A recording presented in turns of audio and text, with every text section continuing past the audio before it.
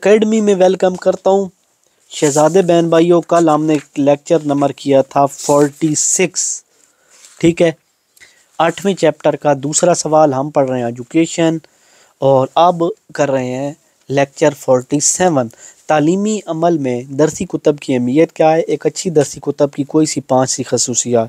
درسی کتب کی اہمیت بھائی, جو یہ ہمارا تعلیمی سسٹم ہے اس میں جو درسی کتب ہیں ان کی اہمیت کیا ہے بھائی, یہ چیز بتانا چاہ رہے ہیں. درسی کتب کی اہمیت آج کے جدید دور میں بھی درسی کتب کی اہمیت سے انکار نہیں کیا جا سکتا. اس کی اہمیت درج ذیل ہے. یعنی تعلیمی جو نظام ہوتا ہے نا, درسی کتابیں, ان کی اہمیت کیا ہے؟ یہ جو کتابیں ٹیکسٹ بک ہوتی ہیں, اچھی درسی کتب کی 5 خصوصیات. درسی کتب کی اہمیت یعنی کتاب بہترین معاون. کتاب معاونات تعلیم میں اہم درجہ رکھتی ہے. ان کی اہمیت اور افادیت سے کوئی بھی انکار نہیں کر سکتا. کمپیوٹر کے استعمال اور انفارمیشن ٹیکنالوجی کے فروغ نے تعلیم حاصل کرنے کے لیے بہت سی نئی راہیں کھول دی ہیں. دیکھو نا, آپ گھر بیٹھ کے لیکچر لے رہے ہو کمپیوٹر کے ذریعے, لیپ ٹاپ, موبائل, نیٹ کے ذریعے, لیکن ان سب کے باوجود کتابیں کی اہمیت کی کمی نہیں آئی ہے. اس نئے طریقوں کے استعمال کے لیے بھی لوگوں کو کتابوں کا سہارا لینا پڑتا ہے. حصول علم میں اضافہ. کتابیں درس و تدریس کے عمل میں بہت اہمیت کی حامل ہیں. عالم فاضل لوگ حصول علم کے ساتھ ساتھ نئے نفس مضمون میں تربیت دیتے ہیں. اس نئے علوم اور تحقیق کے راستے کھلتے ہیں اور دوسری طرف اساتذہ طلبہ کے لیے نئی رائیں اور جہتیں نکالتے ہیں. مختلف مضامین کا مختلف نصاب. درسی کتب میں تمام مضامین, تمام ممالک اپنے نظریات, سماجی طریقہ کار, تخلیقی, نفسیاتی ضرورتوں کو مطابق الگ الگ طریقوں سے مضامین رکھتے ہیں. یعنی کہ ہمارا طریقہ کار ہے, ہم مسلمان ہیں, ہماری کتابوں میں ادب, محبت, عزت, نماز, قرآن, دینی چیزیں ہوں گی. ہر مضمون کے مطابق اس میں مواد شامل کیا جاتا ہے. تعلیم کے مختلف درج جیسے ابتدائی تعلیم, ثانوی تعلیم اور اعلیٰ درجے کی تعلیم کا مواد شامل ہیں.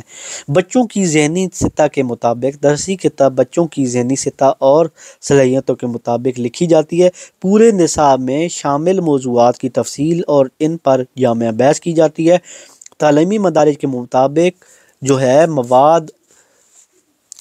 مواد شامل کیا جاتا ہے تاکہ طلبہ آسانی سے ذہن نشین کر لیں. ٹھیک ہے,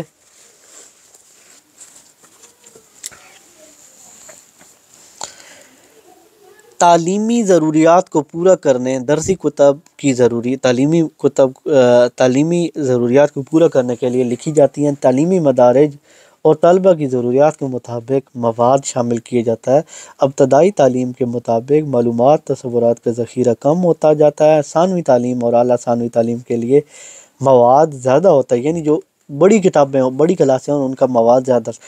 اعلیٰ تعلیم کے لیے درسی کتب نہیں لکھوائی جاتی. اس کے لیے مختلف مصنفین کی کتب کی فہرست دے دی جاتی ہے, جس کے مطابق بعض پرائیویٹ پبلیشر امدادی کتب شائع کرتے ہیں اور اسی سطح پر طلبہ اور اساتذہ انٹرمیڈیٹ لائبریری ذرائع سے بھی حاصل کرتے ہیں. یعنی کہ جو بڑی کلاسیں ہوتی ہیں ان کی کوئی خاص کتابیں نہیں ہوتی, صرف موضوع ہوتے ہیں اور اس میں بڑے بڑے لکھاری لوگ ہوتے ہیں, مصنف ہوتے ہیں, تو ان کی کتابیں چلتی ہیں.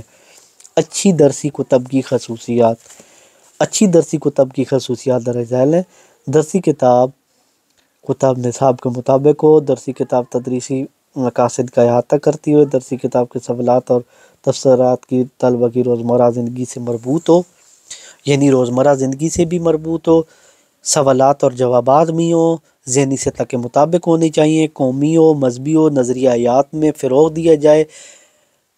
اس کے بعد گرامر, عبارات اور نقطات کی غلطیوں سے بھی پاک ہو, غلطیاں نہ ہوں. چھپائی اچھے کاغذ پہ ہو. اس کے بعد قیمت بھی اچھی ہو اس کی.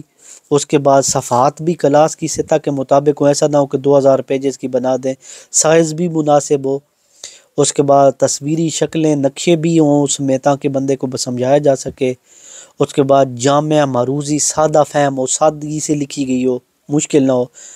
ٹھیک ہے, درسی کتب کا مواد ہر قسم کے شک و شبہ سے بالاتر ہو اور روزمرہ کی زندگی اور تجربے کے مطابق ہو. ایسا نہ ہو کہ زندگی اور جا رہی ہے اور نصاب اور ہو.